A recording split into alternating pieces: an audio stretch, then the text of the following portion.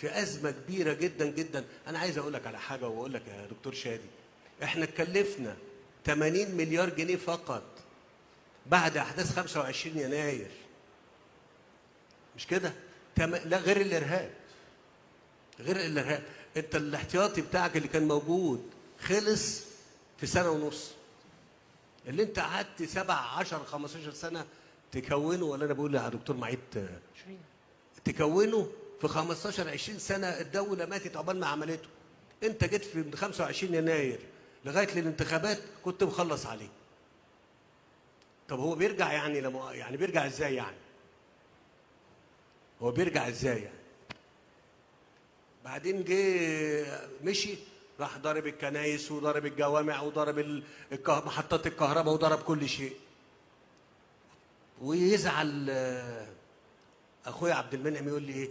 طب